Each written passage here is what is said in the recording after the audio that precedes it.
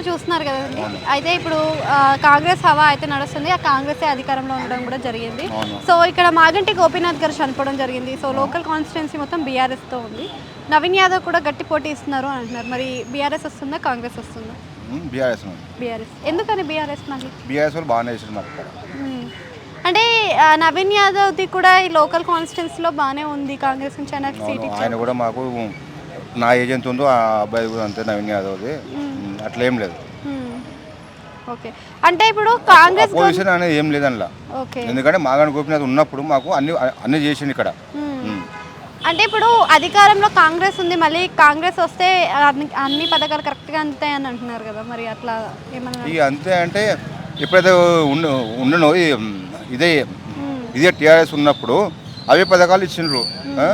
దాంట్లో కొన్ని ఇస్తామని చెప్పిండ్రు. ఆడపిల్లలకు 2500 ఇట్లా అని చెప్పిండ్రు. ఇంకా అవి కూడా అమలు కాలేదు.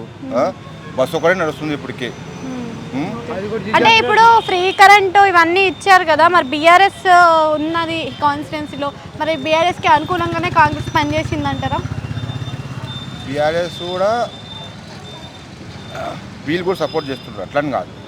వీళ్ళు ఎంత చేస్తుంటారో వాళ్ళు కూడా అంత చేస్తుంటారు. ఓకే. ఒకవేళ కాంగ్రెస్ అంటే యువతలో చూస్తే మనకి ఇప్పుడు వరకు బీజేపీ వస్తుంది అని ఒక మాట అయితే వినిపిస్తుంది. బీజేపీ అనే వచ్చే ఏదైనా ఛాన్సెస్ ఉన్నాయంటారా? ఏమమ్మా నేనైతే చూడలేదు. ఇప్పుడు దాకా అనుకుంటున్నారు సికింద్రాబాద్ ఆ ఏరియా అటు ఇటు వస్తుంటారు, ఇక్కడైతే రాలేదు.